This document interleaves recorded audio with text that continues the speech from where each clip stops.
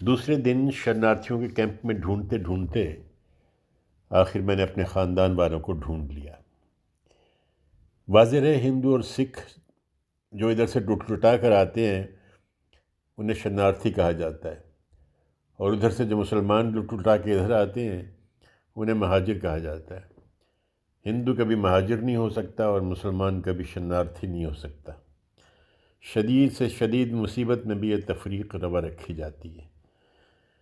میرے گھر والے مجھے دیکھ کے بہت خوش ہوئے اور مارے خوشی کے رونے لگے۔ میری بیوی ایک الگ کونے میں ایک میلا کچیلا پیٹی کوٹ اور بلاؤز پہنے بیٹھی تھی اور اس کے تن پہ اور کوئی کپڑا نہ تھا، کیونکہ وہ اسی حالت میں گھر سے بھاگی تھی۔ میں نے اس سے پوچھا منا کہاں ہے؟ وہ کچھ نہ بولی، چند لمحے اپنے پاؤں کے انگوٹھے سے زمین کو ریتتی رہی، آخر میں میرے پاؤں پکڑ کے رونے لگی۔ میری سمجھ میں کچھ نہ آیا۔ آخر میرے بھائی نے مجھے بتایا کہ منا کو مسلمانوں نے مار ڈالا۔ وہ تو تمہاری بیوی کو بھی لے جاتے مگر وہ بیچاری تو کسی نہ کس طرح بچ گئی، مگر بہن کو وہ اٹھا کر لے جانے میں کامیاب ہو گئے۔ مدد دیر میں پہنچی۔ بہن سروج بھی؟ میرے منہ سے بے اختیار نکلا اور پھر میں دھم سے فرش پر بیٹھ گیا۔ میرا سارا بدن کانپ رہا تھا، مجھ میں کھڑے رہنے کی سکت نہ رہی تھی، خون میرے رخساروں میں چڑھا آ رہا تھا اور مارے غصے کے میرے کان بجنے لگے تھے اور میں محسوس کر سکتا تھا کہ میرے لہو میں ایک طوفان سا ابل رہا ہے۔ میں نے زور سے اپنی کن پٹیوں کو پکڑ لیا کیونکہ مجھے ایسے محسوس ہوتا تھا جیسے میرا دماغ ابھی ابھی پھٹ جائے گا۔ نہیں نہیں، میں نے چلاتے ہوئے کہا، ایسا نہیں ہو سکتا۔ ہزاروں کے ساتھ ایسا ہوا ہے، میرے بھائی نے مجھے صبر دلاتے ہوئے کہا۔ تمہارے ساتھ ایسا کیوں نہیں ہو سکتا؟ اب تک میں اپنے آپ کو ایک بے حد روادار مرنجان مرنج غیر متعصب سا ہندو سمجھتا تھا، جس کے حلقہ احباب میں اکثریت مسلمانوں کی تھی، جس نے آج تک کسی فرقہ وارانہ تحریک میں، کسی ایسی سیاسی اور سماجی تحریک میں حصہ نہ لیا تھا جنہوں نے گزشتہ 50 سال سے پنجاب کی فضا کو متعفن کر رکھا تھا۔ اب تک مجھے اپنی روشن خیالی اور آزادی پر بڑا ناز تھا، لیکن اپنے بچے کے قتل اور بہن کے اغوا کا قصہ سنتے ہی جیسے میرا خون ابل پڑا اور لاوے کی طرح کھولنے لگا، اور میں وہیں بیٹھے بیٹھے مسلمانوں کو مغلظات سنانے لگا۔ یہ نفرت کہاں سے میرے دل میں آ گئی تھی؟ اپنے احساس کی شدت اور نوعیت پر میں خود ایک لمحے کے لیے حیران بھی ہوا، مگر پھر انتقام اور غم اور غصے کے جذبات کے ریلے میں میرے تمام اچھے خیالات خس و خاشاک کی طرح بہہ گئے اور میں جوش انتقام میں دیوانہ ہو کر کھڑا ہو گیا۔ میں نے غصے سے چلا کر کہا، مجھے کوئی چاقو دو، چاقو، کوئی چھری دو، چھری۔ میرے بھائی نے میرا ہاتھ پکڑا۔ کیا کرتے ہو، کیا کرتے ہو؟ میں ختم کر دوں گا، میں جان سے مار دوں گا، میں ایک ایک مسلے کا گلا کاٹ دوں گا۔ میں زور زور سے چیخنے لگا۔ کیا ہوا ہے بھائی صاحب، کیا ہوا ہے آپ کو؟ میرے بھائی نے مجھے پکڑ کے اپنی گرفت میں لیتے ہوئے کہا، لیکن میں نے زور لگا کے اپنے آپ کو اس کی گرفت سے آزاد کر لیا اور چلاتا ہوا غیظ و غضب میں انتقام کی دھمکیاں دیتا ہوا وہاں سے باہر نکل گیا۔ چند گز دوڑنے کے بعد میں رک گیا اور سوچنے لگا، کچھ اور لوگ بھی تو ہوں گے، کچھ اور لوگ بھی تو میرے ہم خیال ہوں گے، مجھے انہیں ڈھونڈنا چاہیے۔ بہت جلدی مجھے وہ لوگ مل گئے۔ پیپل کے ایک تناور درخت کے نیچے ایک لمبا سا کیو لگا تھا۔ میں نے قریب جا کے ایک آدمی سے پوچھا جو ایک پھٹی قمیص اور میلی سی پتلون پہنے تھا، یہاں کیا راشن ملتا ہے؟ وہ نوجوان ہنسا اور بولا، ہاں، یہاں سیکس کا راشن ملتا ہے۔ کیا مطلب؟ وہ بولا، ایک مسلمان لڑکی ہتھے چڑھی ہے، ہم لوگ اس کی بے عزتی کر رہے ہیں۔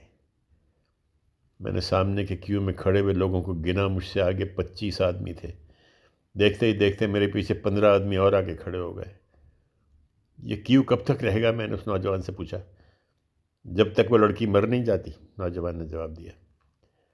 تھوڑی دیر تو میں اس کیو میں کھڑا رہا، لوگ باری باری آگے بڑھتے رہے، پھر بھی کیو بہت لمبا تھا اور اس لڑکی کی چیخیں بہت دل خراش تھیں۔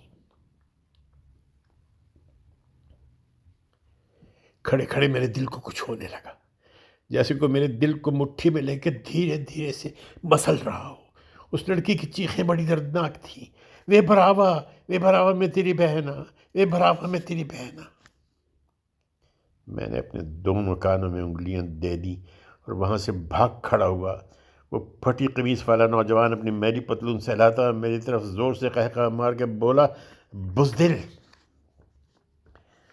مگر میں وہاں سے سرپٹ بھاگ لیا، بھاگتے ہوئے اپنے گالوں پر تماچے مارتے ہوئے روتے روتے میں اپنے دل کو واپس جانے پر مجبور کرنے لگا۔ میں نے منا کی بھولی صورت کو اپنی یادوں کے کٹہرے میں لا کے کھڑا کیا۔ میں نے اپنے جذبہ انتقام کے لیے اپنی بہن سروج کی معصوم صورت کا سہارا لینا چاہا، مگر ہر بار سروج کی صورت پگھل جاتی تھی اور پگھل کر اس مسلمان لڑکی کی صورت میں بدل جاتی تھی۔ میری روح کے ویرانوں میں جیسے ازلی عورت کی پکار گونجنے لگی اور چیخ چیخ کر مدد کے لیے پکارنے لگی، وے براوا، وے براوا، اوے ویرا، میں تیری بہن ہوں، میں تیری بہن ہوں۔ بھاگتے بھاگتے میں پل کو جانے والی سڑک کے قریب چلا گیا۔ مسلمانوں کا ایک قافلہ گزر چکا تھا، صرف چند لوگ باقی رہ گئے تھے۔ سڑک سے اتر کر چند گز کے فاصلے پر کچی زمین میں وہ ایک قبر کھود رہے تھے۔ قریب ایک دیہاتی مسلمان کی لاش پڑی تھی، صرف دھڑ پڑا تھا جس کے اوپر انہوں نے ایک کپڑا ڈال رکھا تھا، سر کہیں نظر نہ آتا تھا۔ میں نے ادھر ادھر دیکھا، سڑک پر سے ایک بوڑھا مسلمان ایک سر کو اپنے دونوں ہاتھوں میں اٹھائے ہوئے چلا آ رہا تھا۔ وہ بار بار اپنے آنسو پونچھتا، اپنے ہاتھوں میں رکھے ہوئے سر کو دیکھتا اور دہاڑے مار مار کے رو رو کر کہتا، میرا بیٹا، میرا بیٹا۔ آس پاس کے سب لوگ چپ کھڑے تھے۔ بوڑھا بے سر کی لاش کے پاس آ کر دو زانو ہو گیا، پھر وہ پاگلوں کی طرح سر کو دھڑ سے جوڑنے کی ناکام کوشش کرنے لگا۔ اس کے ہاتھ کانپ رہے تھے اور وہ دھیرے دھیرے کہہ رہا تھا، میرا بیٹا، میرا بیٹا۔ سب لوگ چپ چاپ کھڑے تھے۔ میرا ایک ہی بیٹا تھا، فجا، بوڑھے نے زمین سے آسمان تک دیکھ کر کہا، ایک ہی بیٹا، میرا فجا۔ قبر کھدتی رہی، گہری ہوتی رہی۔ بوڑھے نے آخری بار اپنے بیٹے کی پیشانی کو چوما۔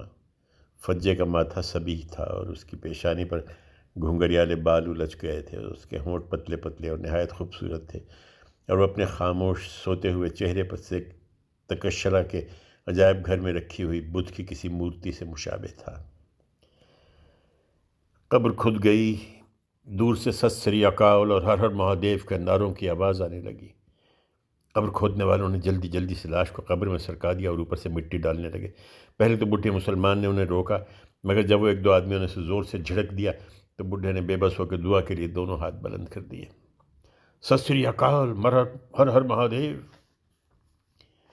جلدی سے ان لوگوں نے قبر کو مٹی سے بھر دیا اور وہاں سے بھاگ کھڑے ہوئے۔ صرف بڈھا اس قبر پہ بیٹھا سورہ فاتحہ پڑھتا رہا۔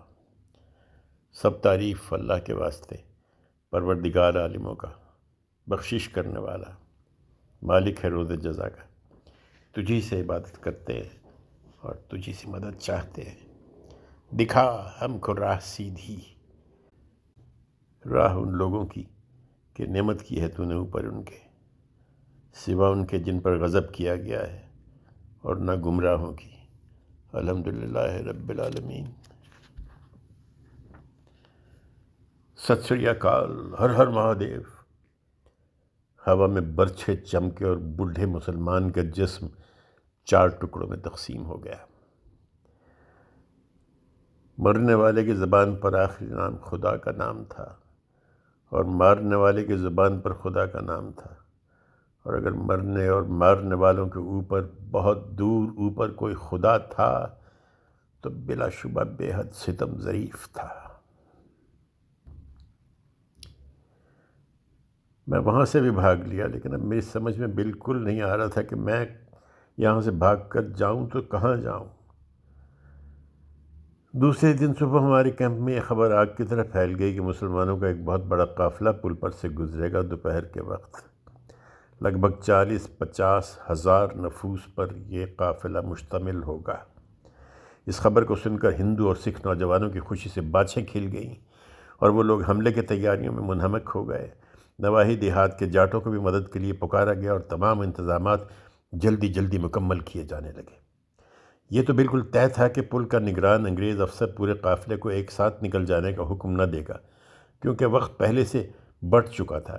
2 گھنٹے کے لیے راوی کے پل کو پار سے آنے والے ہندو قافلوں کے لیے کھولا جاتا تھا اور 2 گھنٹے ادھر سے مسلمانوں کے قافلے کو گزرنے کے لیے دیے جاتے تھے۔ اس طرح باری باری دونوں طرف کے قافلے گزرتے تھے، لیکن قافلے اتنے بڑے بڑے ہوتے تھے کہ سب لوگ ان 2 گھنٹوں میں نہیں گزر سکتے تھے۔ پھر بالعموم قافلے کے پہلے حصے میں مدافعت کا انتظام بھی عمدہ ہوتا تھا۔ جو لوگ قافلے کی دم بنتے جاتے تھے، یہ مدافعتی نظام ڈھیلا ہوتا جاتا، اس لیے دونوں طرف سے جو لوگ ان قافلوں پر حملہ آور ہوتے تھے وہ قافلے کے پہلے حصے کو خیریت سے گزر جانے دیتے، اور جب انگریز افسر پل کے بیچ میں کھڑا ہو کر ہاتھ کے اشارے سے قافلے کو روک دیتا تو آگے جانے والے تو اپنی جان کی خیریت مناتے ہوئے جلدی سے گزر جاتے، لیکن پیچھے رہ جانے والے قافلے کے لوگوں کے چہروں پر ہوائیاں اڑنے لگتی، کیونکہ یہ سب کو معلوم تھا کہ اب پل 2 گھنٹوں کے بعد کھلے گا۔ بس حملہ آور انہی 2 گھنٹوں کو غنیمت جان کر باقی ماندہ قافلے کے کمزور حصوں پر حملہ کر دیتے تھے اور سینکڑوں انسانوں کو لوٹ کر، گھائل کر کے اور جان سے مار کر بھاگ جاتے تھے۔ راوی کے دونوں کنارے پل کے ادھر بھی اور ادھر بھی ہندوؤں، سکھوں اور مسلمانوں کی لاشوں سے پٹے پڑے تھے۔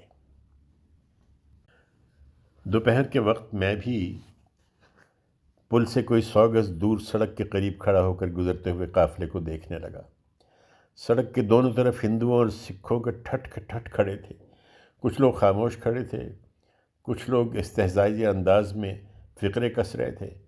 جو جتنا بڈھا تھا اتنی ہی مغلظات قافلے کے مسلمانوں کو سناتا تھا، اور وہ لوگ سر جھکائے چلے جا رہے تھے، گٹھڑیاں اٹھائے ہوئے، بچوں کو بغل میں دبائے ہوئے، اوپر چارپائیاں اور چارپائیوں پہ سامان رکھے ہوئے، کمزوروں کو سہارا دیتے ہوئے، بچوں کو ڈانٹتے ہوئے، اپنی بہو بیٹیوں کو ہاتھ سے پکڑے ہوئے چل رہے تھے۔ ایک کمزور منحنی سے ہندو لڑکے نے اپنے قریب سے گزرتے ہوئے ایک مسلمان لڑکے کے منہ پر تھوک دیا۔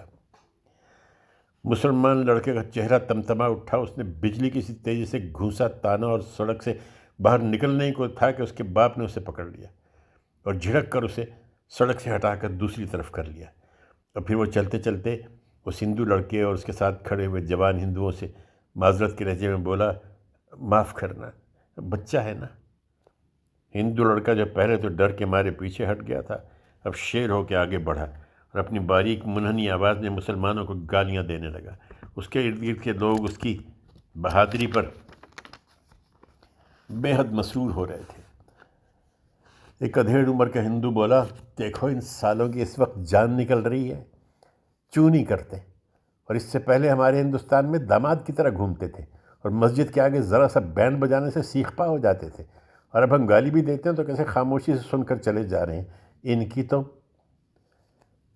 یکا ایک سڑک پہ چلتے ہوئے ایک ادھیڑ عمر کے مسلمان پہ اس کی نظر پڑ گئی اور گالی آدھی ہی اس کے منہ میں رہ گئی۔ وہ حیرت سے اس مسلمان کی طرف دیکھ کر حیرت اور خوشی کے ملے جلے جذبات سے متاثر ہو کے چیخ اٹھا، اوئے احمد یار! احمد یار نے اپنے سر کی گٹھڑی کو ذرا سا اوپر اٹھا کر سڑک کے باہر دیکھا جدھر سے آواز آئی تھی، پھر پہچان کر خوشی سے چلایا، اوئے نتھو، سوردیا پترا، تو کتھے؟ احمد یار اور نتھو دونوں گلے مل رہے تھے اور رو رہے تھے۔ معلوم ہوا دونوں ایک قصبے کے موچی تھے۔ بچپن، لڑکپن اور جوانی کا کچھ حصہ اکٹھے گزرا، پھر تلاش معاش میں ایک موچی لاہور چلا گیا اور دوسرا جالندھر۔ اب برسوں کے بعد دونوں گلے مل رہے تھے اور رو رہے تھے۔ نتھو بولا، تو میرے گھر چل کے رہ، اودے پہن دی جڑا تیری طرف اکھ اٹھا کے دیکھے۔ نہیں نتھو، میں جاؤں گا، ضرور جاؤں گا، اب نہیں رہ سکتا، تیرے پراواں نے سانوں کو سٹیا۔ احمد یار نے اپنے تہمت اٹھا کے اپنی پنڈی کا زخم دکھایا جس پہ ایک گندی سی پٹی بندھی ہوئی تھی۔ وہ تو میری قسمت تھی، میں بچ گیا، احمد یار بولا، مگر ظالموں نے مارنے میں کوئی کسر نہ رکھی تھی۔ میرا بھی یہی حال ادھر ہوا، جوان پتر راستے میں مارا گیا۔ ہائے ہائے، یہ زمانے کو کیا ہوا ہے نتھو، ارے ہم تو جالندھر میں بھی جوتے بناتے تھے اور لاہور جا کے بھی جوتے بنائیں گے، پھر یہ جھگڑا کس بات پہ ہوا ہے؟ نتھو کی سمجھ میں کچھ نہ آیا تو اس نے سر پر ہاتھ پھیر کر اپنی کن پٹی کے بالوں کو کھجا کر کہا، زمانے کی ہوائی خراب ہے احمد یار۔ اچھا میں چلنا؟ احمد یار جلدی سے بولا، نہیں تو قافلہ نکل جاوے گا۔ دونوں دوست آخری بار ایک دوسرے سے بغل گیر ہوئے۔ جب احمد یار آگے چلا گیا تو پیچھے سے نتھو نے زور سے چلا کے کہا، چک بختیار خان کے چاچا عبدالغنی کو میرا سلام کہیں۔ دور سے اچھا اچھا کہہ کے احمد یار قافلے میں گم ہو گیا۔